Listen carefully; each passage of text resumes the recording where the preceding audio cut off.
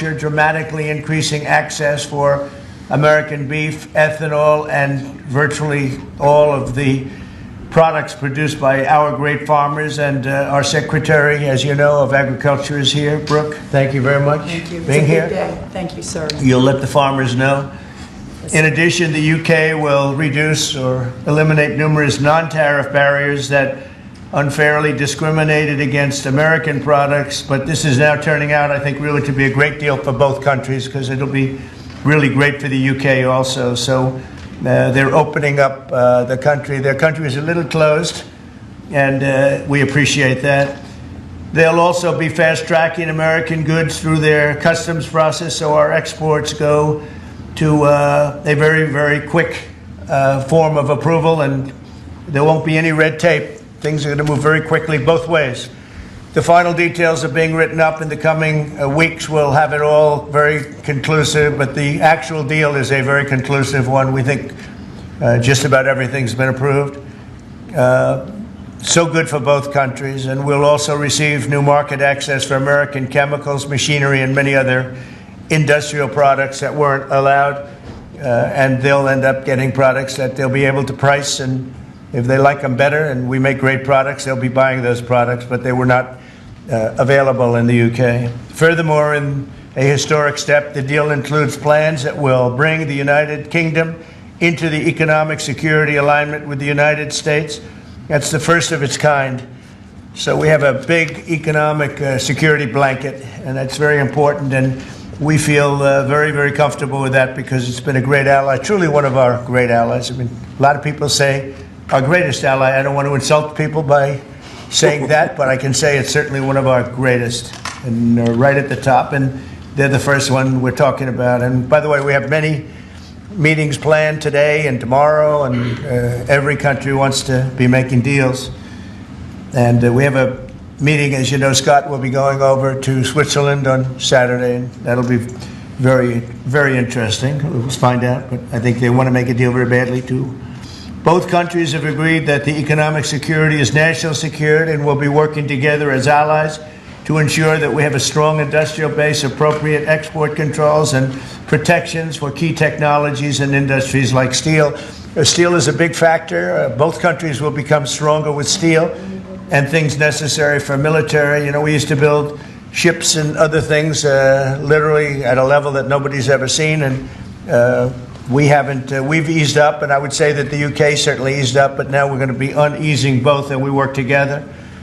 Once again, I want to thank Prime Minister Starmer. He's been terrific for his partnership in this matter. The special relationship and external bond, it's really an external and an internal bond between our two countries, will soon be stronger than ever before. And we really do. We have a great relationship. I want to just say that the representatives of UK have been so professional.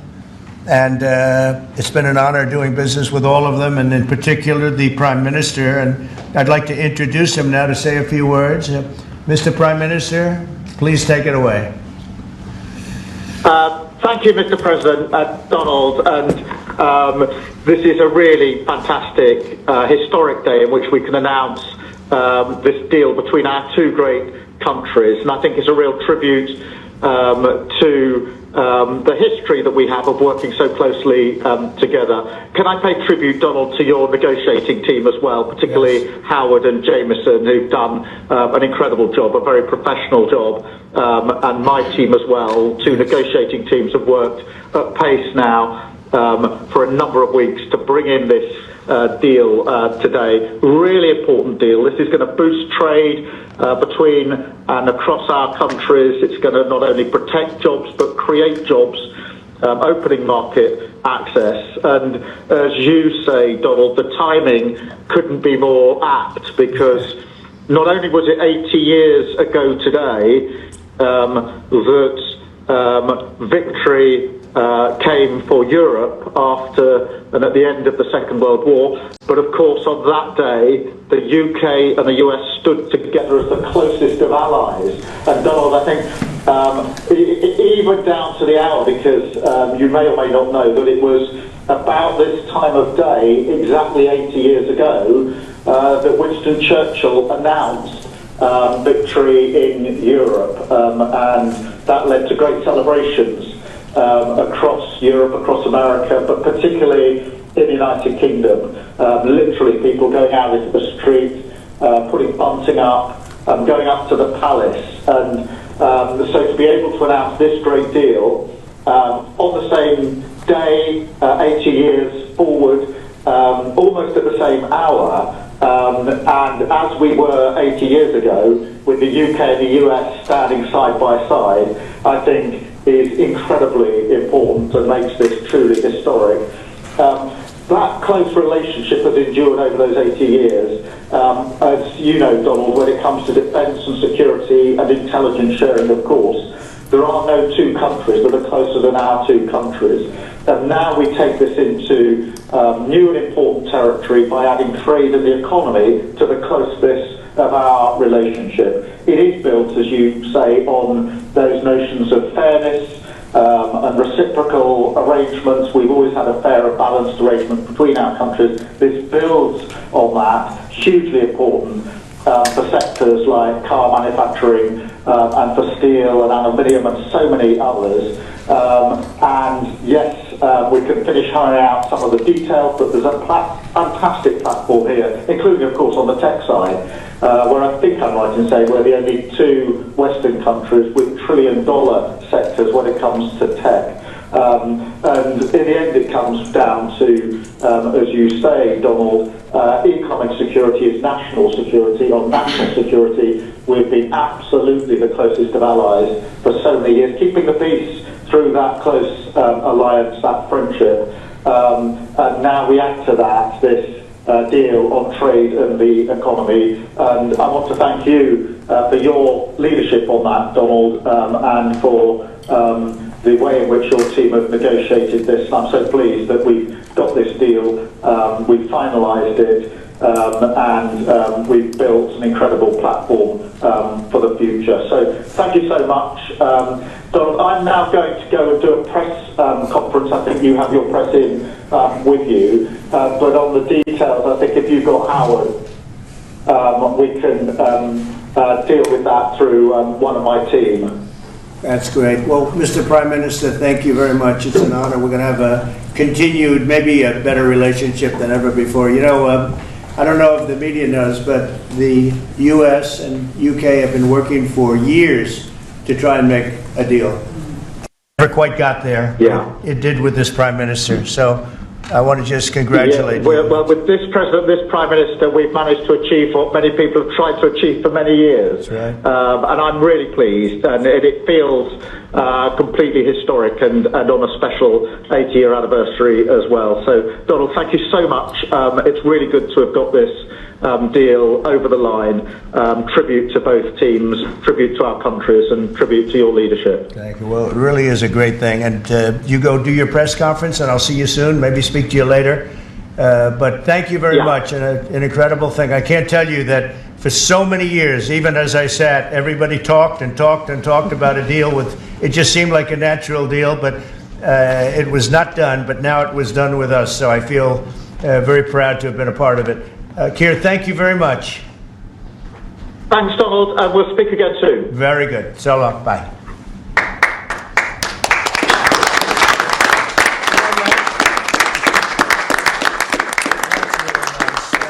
Why don't I do this? Why don't I have our Secretary of Commerce, Howard Lutnick, give a little description of the deal pretty quick, and then the good side, the very nice side, we'll be speaking about it also, maybe, from so you get a pretty equal. I think it's a very, it's just been a deal that was, we thought, very complicated. It became very simple. It's opening up the country that we really didn't have the kind of access to that I would have thought. I was surprised. I think it's why the deal never got done before. It was, you know, they've been working on this deal for 25 years. And we got it done, and we got it done. Really, it's going to be great for both countries. So, Howard, if you could go, and then somebody else, you may have, you'll pick whoever you want who'd like to do it. I have a feeling you're going to do it, right? So you guys go ahead, and then we'll take questions right after that. But I think you'll get a pretty good understanding of how big it is. It's a very large deal, very big deal. And Howard, go ahead. So the UK is the 6th largest economy in the world and the 4th largest that we export to, right? So it's a huge market, a top 10 market. If you remember Liberation Day, they were at 10% because we have balanced trade with the UK, right? They say they have a surplus, but of course that counts gold bullion, which is, so let's just call it balanced trade. So how do you open up a market in balanced trade? People think it's impossible. They've always thought it was impossible until President Trump came on the scene and changed the way things work. So here's what we've got. We've opened up new market access, ethanol, beef, machinery, all the agricultural products. They've agreed to open their markets, and that will add $5 billion of opportunity to American exporters. So the question is, why would they do that now? Because they've never done it before. And we still have our 10% tariff on, which will produce $6 billion of revenue for the United States.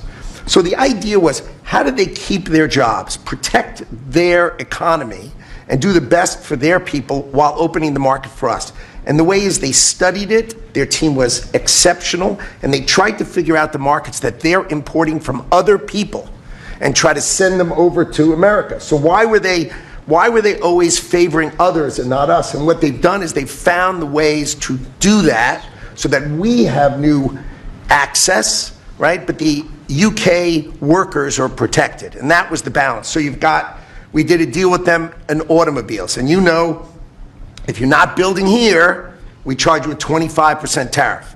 But the president, and by the way, I want to make this clear, while Jameson and I worked hard, this was the president's deal, and people think, oh, that's not the way it works. If you got to sit next to him, I have the best deal maker to my left, and if you don't think that we take advantage of him calling the prime minister and getting that deal done, you don't understand who's the president of the United States. So he's the closer. He gets deals done that we could never get done because he understands business, he understands deals, and that's why we're here today. So he agreed they could send 100,000 cars into America and only pay a 10% tariff. And that protects their car industry. And remember, we do 16 million cars a year. So this is only like 0.6%. But for the UK auto people, this is tens of thousands of jobs that the president agreed that he would protect for them. So he made that deal, right? Then steel and aluminum. Right? Their steel business has been destroyed like everybody else has been destroyed by people dumping steel into their markets. And British Steel had announced it was closing down. So the British government, as part of this deal, nationalized British Steel, and they're going to match the kinds of models we do. They'll put tariffs on, they'll put quotas on. They want to do it with America so they can be part of the resurgence of steel and aluminum in America, and that saves them, again, thousands and thousands of jobs. So if you go step by step, aero and commercial planes, they sell Rolls-Royce engines to Boeing. We've agreed to let Rolls-Royce engines and those kind of plane parts to come over tariff-free. And what you're going to hear today is there's going to be an announcement in the UK that they are buying $10 billion worth of Boeing planes later today, but I'm going to let the name of the airline announce it because that's theirs to do it. Part of this deal was always to do it together and to do it strong, and you can see the numbers on this board. Everything about this board works exceptionally well for the United States of America. It lays out the plan that you can work with us in autos, you can work with us with aero and commercial, you can work with us in pharmaceuticals if you have a supply chain that is secure and protected in national security. So we feel really good about the deal. You've heard the Prime Minister, he feels really good about the deal, right? And we started at 10% and we ended at 10%, and the market for America is better, and this is a perfect example of why Donald Trump produced Liberation Day. People don't understand he gets things done in a matter of time. This would have taken Jameson and I 3 years, maybe. And instead, we got it done in 45 days, certainly, because we worked for Donald Trump. So, Jameson, my partner in all this, maybe Jameson, you'd like to talk a little, and then we'll turn it over to the UK. Sure, happy to do that. Everyone has great remarks. I just have to echo the President and the Prime Minister when we talk about VE Day. This is something we've been waiting for decades, and there's no more appropriate day to do this. And when we step back and we look back a few weeks from now or months from now or years from now, we're going to look back at this day and better appreciate the significance, I think. And I'll just say as well, in terms of negotiating, I mean, the UK negotiators, we've got one right here, did an incredible job, right? This is why you win wars, right? When you act like this, and the ambassador, he knows more about trade than a lot of us here, based on his background. And I would say on this deal, Mr. President, what we've shown is that it is time to change the way we do trade. People said we couldn't do a global tariff. We did a global tariff. They said no one would want to deal with us. People want a deal. They said no one give offers. You saw that stack of offers I showed you yesterday of all those countries. Said we wouldn't get deals, and here we are with a deal with the 6th largest economy. We've agreed to have fair and reciprocal trade, and we've done it in record time. Thank you very much, sir. Great job. Thank you, sir. Mr. Ambassador, please. Well, Mr. President, thank you very much indeed in hosting us this morning. And thank you very much indeed also for that very typical 11th hour intervention by you with your phone call to the President, demanding even more out of this deal than any of us expected. So thank you for that. The Prime Minister was delighted, obviously, to take that call late at night. But you took it to another level, and I think the point I would make is twofold. One is that if we're going to rebalance and rebuild international trade in a way that serves all our interests, then we're better doing that together than separately and apart, and that's what we're on a mission to do. But secondly, you've done what you said you would do. You said to the Prime Minister when he came and we visited in the Oval that you would do a good trade deal with the United Kingdom, that you would do it at pace, and that we would be first. And you have delivered that. You've been true to your word. So thank you very much indeed for that. For us, it's not the end. It's it's the end just of the beginning. I mean, there is yet more we can do in reducing tariffs and trade barriers so as to open up our markets to each other even more than we're agreeing to do today. But it also provides us with the platform, the springboard, to do what I think will be even more valuable for both our countries in the future, and that's creating a technology partnership between the United States and the United Kingdom, so that we can harness science and technology in order to create future industries and future jobs, and to do that together in the way we work so closely already in the national security and defence area. We can just take that to yet further areas of science, enterprise and endeavour. So we're looking forward to doing that in the coming months. You've launched us extremely well today. It just, in my view, as the Prime Minister has said, just shows what two countries who trust each other, who are confident in each other and are familiar with each other can do, not just for ourselves, but for the rest of the world who need to benefit from a bigger and better international trading system. Thank you very much. It was beautifully stated. What a beautiful accent, too. I'd like to have that accent. Thank you. My mother would be proud. Thank you very much. Any questions? James Matthews from Sky News. Yes. Can I ask, why Britain and why now?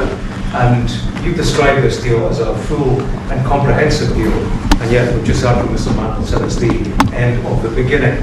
Clearly, there's much more work still to do. Yeah. With respect, are you overstating the reach and significance of this deal because you're a president who needs a result at a difficult time?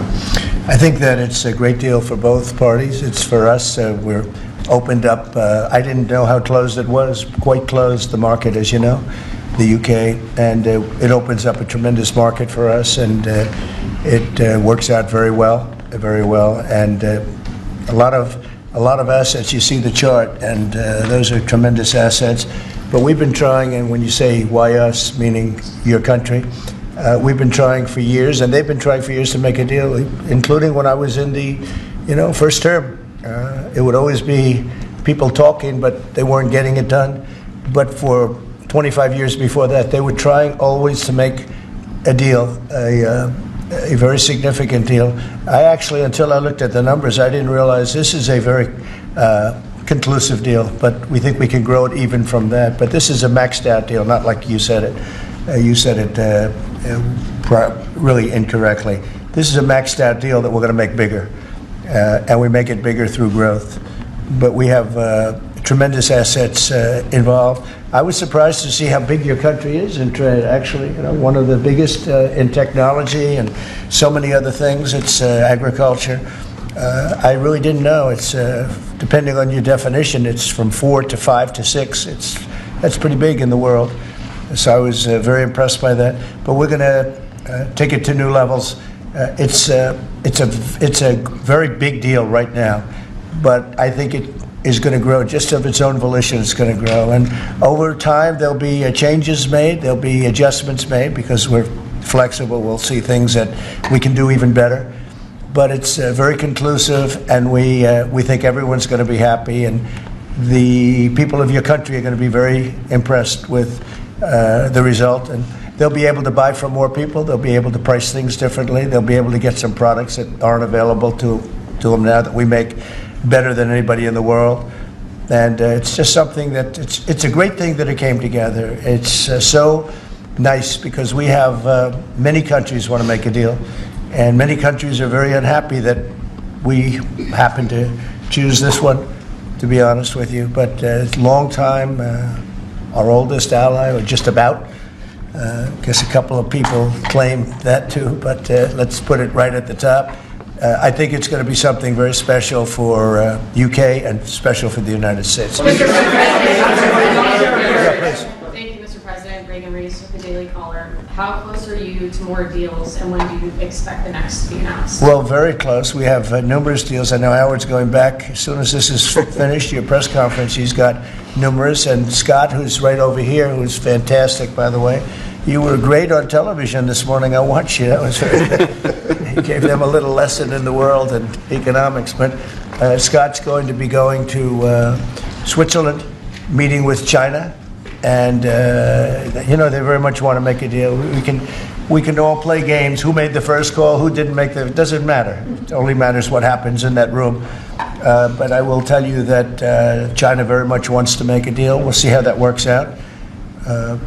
Every country throughout the last 40, 50 years has literally ripped off the United States on trade, on military, on protection, on all the different things. And we are now making fair deals. And in this case, it's great because we really weren't very much involved. You have the European Union, which is, I think you made the right decision years ago. I don't know if you remember, I was opening up Turnberry the day that you were voting. And they asked me, would it happen or would it not happen? I said, no, I think they're going to go their own separate way. I think it's better for them. And they did. I think it's going to end up being a very smart decision. But a big part of that decision was always that you'd be able to make a deal with the United States. And they were unable to do that. But now they made it. And it's a tremendous, it's very important. That was always a big part of your decision on Brexit. And they were never able to make that deal. It was a tough one. And this one it's amazing with time. This one just went very smoothly, went quickly and smoothly, and a lot of common sense, as I like to say. It's tremendous common sense, but it's going to make your country much bigger in terms of trade, and it's going to make our country much bigger in terms of trade, too. Yes, sir. Okay, go ahead, behind you, and then we'll get you. BBC. Thank you, President. You mentioned You're with who? the BBC. Oh, good. Very nice. They treat me beautifully. You mentioned meat and beef exports. The UK currently doesn't accept American beef because of its own food standards. Are you calling on the UK to accept all American beef and chicken products? Well, I think they'll take what they want. We have plenty of it. We have every type. We have every classification you can have. As you know, Bobby Kennedy is doing a tremendous job, and he's, I think, probably heading toward your system with no chemical, no this, no that. I mean, I think we're heading that way. It seems to be, and but we have that also. So we have We're a very big country. We have a lot of beef.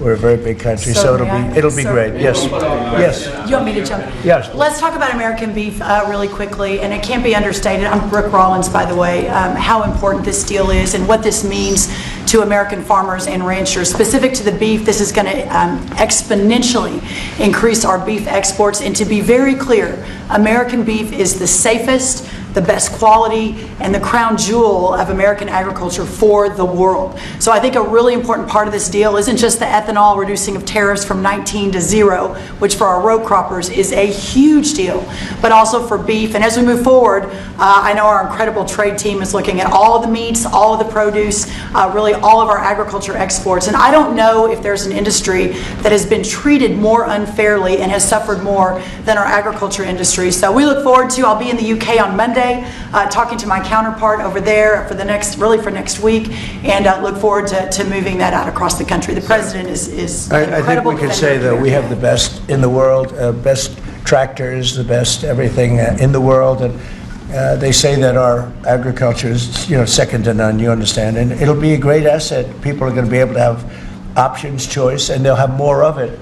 And that usually means lower prices. How about we'll do you and then you? Go ahead. Follow-up question for the Italian TV, Daniele Compatangelo, LA7 to 2000 Prime Media. So congratulations for the deal. We see a big revenues from the chart. But what's the rest of Europe? It's a victory day, but other European countries, it seems like... Well, we intend to make a deal with Europe. We have found that the European Union treated us extremely unfairly, very difficult, and hurt themselves in doing so. And they very much want to make a deal. We'll be dealing with them. We are dealing with them currently. So that'll cover pretty much the rest of it. But this was separate because of Brexit in particular. This was a separate deal. It always seems so natural. I mean, all the media would say that this seemed to be like, why did this happen 25 years? Why didn't it happen a long time ago? And it was always amazing to me. Somebody would say, hey, we got to make a deal. We have to make a deal. But this deal just fell into place. The Prime Minister did a fantastic job.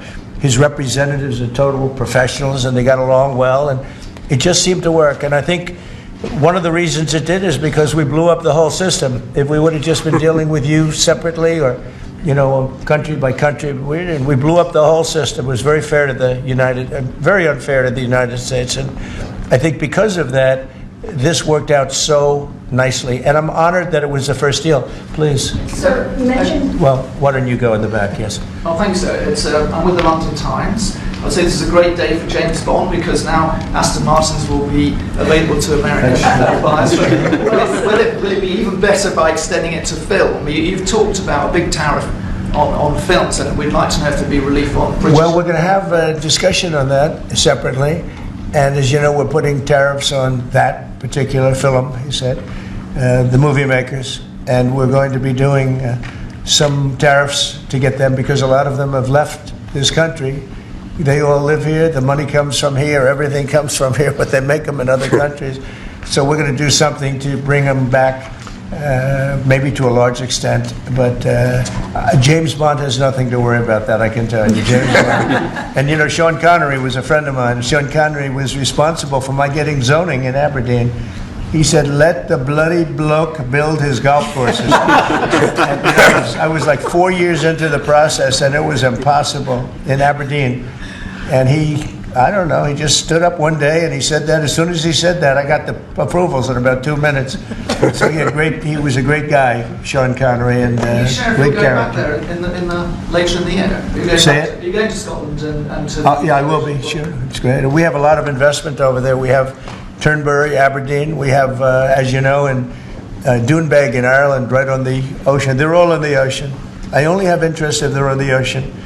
And we have good investments over there. It's been beautiful. Yes? Mr. President, if the talks go well this weekend between Secretary Bessent and Ambassador Greer with their Chinese counterparts, not preemptively, but if the talks go well, would you then consider lowering the tariff rate on China? Well, it could be. I mean, we're going to see. Right now, you can't get any higher. It's at 145, so we know it's coming down. I think we're going to have a very good relationship. I always got along very well with President Xi. That relationship was greatly disturbed by COVID when COVID came in, but we get along very well now. I mean, we had a I mean, the relationship was hurt with a lot of people, a lot of countries when COVID came in. But I think we're going to have a very good relationship. I expect to have a very good relationship with China, Scott. I think it's a very friendly meeting. They look forward to doing it in an elegant way. China, as you know, has a tremendous trade surplus with us, and we just can't have that. And but I think it's going to be very good for both countries. I would like to see China opened. You know, one of the big things here is, and nobody would know this, but the UK was largely closed. It was very much closed to trade, and now it's opened. And a lot of the financial reporters are very happy about that because so much. I listened to them. I hope they get countries opened up, and then you compete on a fair basis. But you can't compete when you're not allowed to go there. China would be the number one example of that. You know, it's very closed. We almost had it last time before COVID. And that didn't work out. But we made a great deal with China. They had to buy $50 billion worth of our food products. And it was a great deal, doing very well for our farmers. And then when Biden came in, as usual, nothing happened. You know, he didn't enforce it. And it got less, and ultimately, you know, destroyed a great deal. That was a great deal. But no, I think that we're going to have a good weekend with China. I think they have a lot to gain. I do think they have far more to gain than we do in a sense, but we're going to have I think we're going to have a very good weekend. Will you speak to Xi after the weekend talks? I might, yeah, sure, depending on what Scott says. We Scott is doing certain countries and Howard's doing certain countries. I mean, I wish I had like 10 more of each. Then we could do them all at one time. But there will be a time, we'll do a number of them, and then there'll be a time, I think I can say this, Scott and Howard, where we're just going to say, because we understand the countries, we understand what they want, where we're just going to make the deal. In other words, we don't need the country involvement because we've already had it. And we'll say this particular country, which had big surpluses, let's say, we had therefore deficits, that this particular country is going to pay a 25% tariff or a 30% or a 50% or 10% or whatever it may be. I think we should explain it now. One of the things we did here that we'll rarely do is on cars, we took it from 25 to 10 on Rolls-Royce because Rolls-Royce is not going to be built here. I wouldn't even ask them to do that. You know, it's a very special car, and it's a very limited number too. It's not, you know, one of the monster car companies that makes millions of cars. They make a very small number of cars that are super luxury, and that includes Bentley and Jaguar. So we have some very special cars. So in order to help that industry, and that's really, you know, handmade stuff, and they've been doing it for a long time in the same location. And I said, yeah, that would be good. Let's help them out with that one. But that's different than a car company that comes out and makes millions of cars, which they'll be doing in our country. They're going to build, we have many factories, car plants being built or going to be built very soon. I think we can say that we'll be close to $10 trillion of investment. I think we're actually at that number now if you add up some of the ones we haven't heard about yet. I mean, we have some going up right now. They have plants going up, and they haven't even spoken to us. They're doing it because of the tariffs. And tariffs have always been used against us, and I never understood. I used to sit back. As you know, China paid hundreds of billions of dollars in tariffs when I was president. But until then, China never paid anything. And, you know, they really did a big number on us from the standpoint of trade. But we are using tariffs now for our benefit. And we have now close to $10 trillion. Think of that, $10 trillion. If you look at the past administration, and we're talking about over, you know, essentially 2 months, because we could say 3, but it took a little while to get the office in perfect shape, right? It took a little while to get things done. But once we started, when you think of that, close to $10 trillion of investment, you've had years where the United States wouldn't do that wouldn't do $1 trillion in a year, wouldn't do anywhere near $1 trillion. We did $10 trillion in 2 months. So it's amazing what's happening. We're getting calls and that has to do with chips, has to do with cars. We used to make chips. We had Intel, and we used to make chips. We had a monopoly on chips. Everything was made here. And now, over a period of years, because of presidents that didn't know what they were doing, they allowed that business to be stolen from us. Most of it moved to Taiwan. And you probably were in the same position, right? Because you had a lot of the chip making capacity, but they moved it in. And if we would have said, that's fine, if you want to move it to Taiwan, that's good. But if you want to sell back into the United States, we're going to put a 50% or 100% tariff on, they would have never left. But we had people sitting here that didn't understand that, and it's too bad. But now they're coming back, because I'm saying it about 40 years too late, but they're coming back. As you know, we have the biggest chip makers in the world spending, in one case, $300 billion, in one case, $500 billion, same as Apple, and in another case, $200 billion. And we're going to have a large share, very, very substantial share of the chip-making market. You said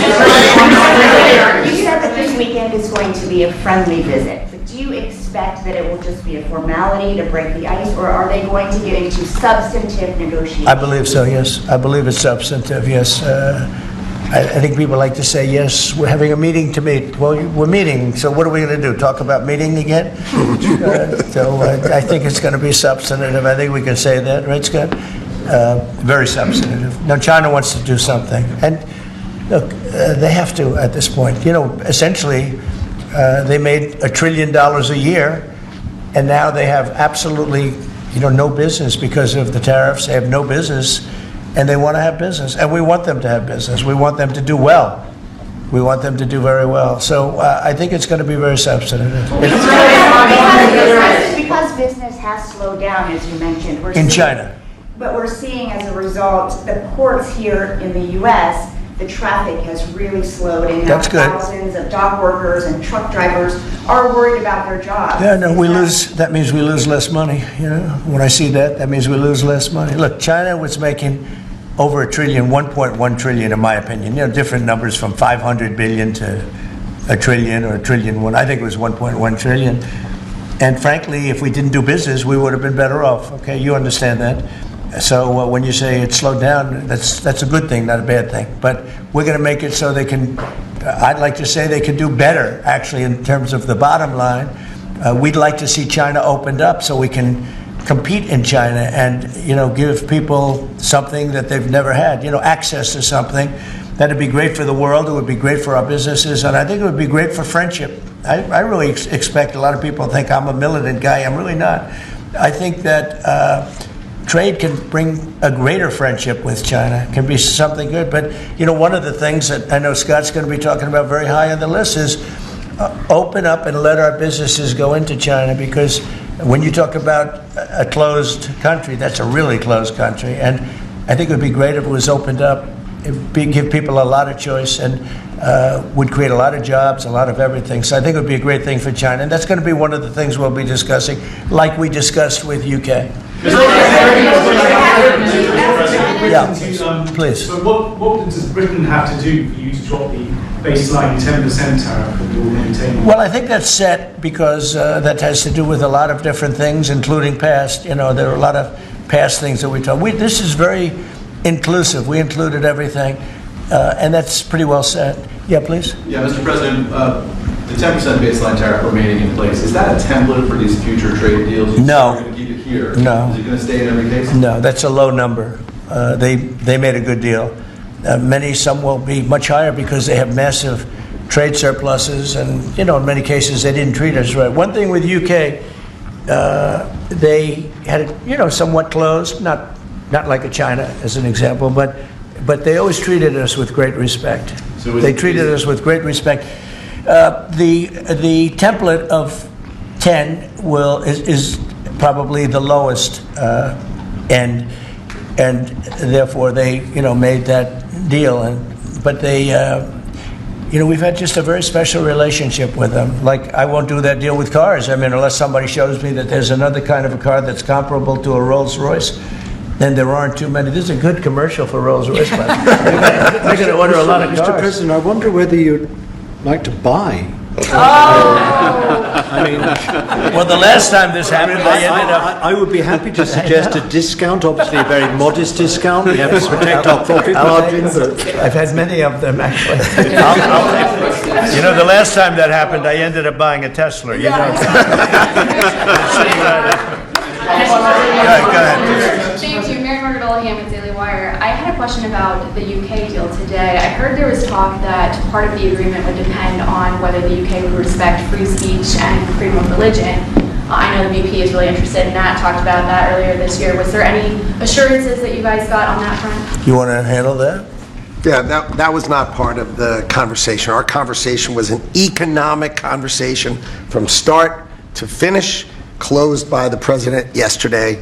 This was a business deal, open their markets, and also protect their workers, grow our markets, and help our workers. This was about business religion. You know, business is sort of a semi-religion, but not nearly as important. I don't want to get myself into Go ahead, please. In the back, go ahead. Mr. President, will you be asking China to help you close, the gap between Ukraine and Russia? I think so, yeah. I think it's a natural thing to ask. What do you expect? Sure. I don't know. I think we're making good progress. The fighting is a little bit different than it was.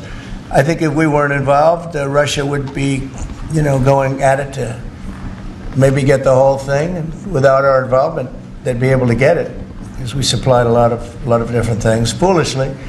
But we've been sort of paid back by doing the rare earth deal that I talked about before. I think that, I think that we will be very much involved in trying to get that bloodbath. It's a bloodbath. It's a horrible situation. 5,000, it's really more than that.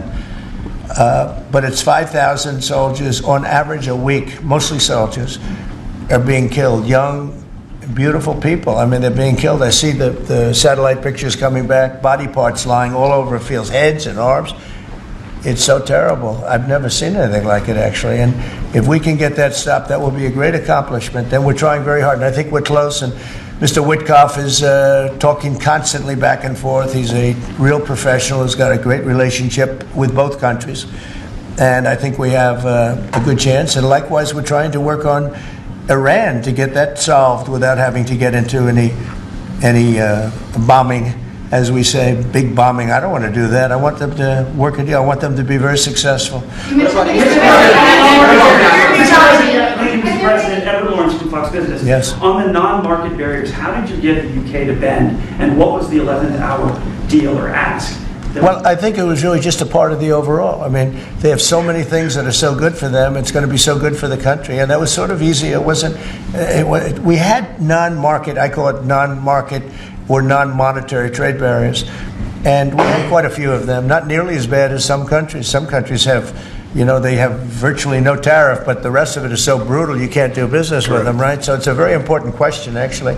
No, I think the overall deal just worked out very well from their standpoint. They were willing to give that in order to get other things, and you might want to speak to that, Mr. Ambassador. Look, the point about the deal is that we will continue reducing tariffs and non-tariff barriers. This is a continuing picture. It's a movie. It's not a still picture here. It's a movie. Yeah. It continues. And we're both committed to freeing up trade between our countries. We're both committed to freeing up investment between our countries. And the point about this deal is that it provides a very good template and a very good launch pad for what we can continue to do and build on in the future. And that's what we're both determined to do. Many of the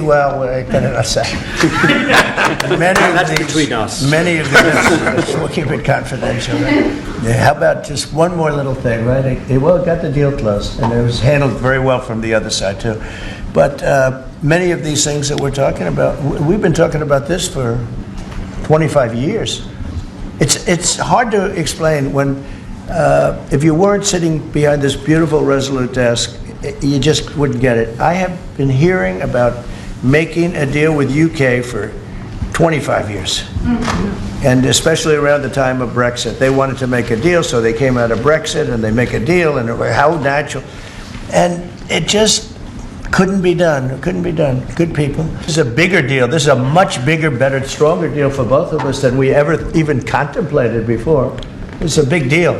Virtually everyone said that it would end in failure, it would end in tears, and it's ended in exactly the opposite. Yeah. But, Mr. President, can I say that is due to Secretary Lutnick and Ambassador Greer have been absolutely fantastic. But yesterday I received a call, a very diplomatic call that just edged things over the line, and that was from your new ambassador in the United Kingdom. Who is terrific. Warren Stevens, he's here. Where is Warren? Right here.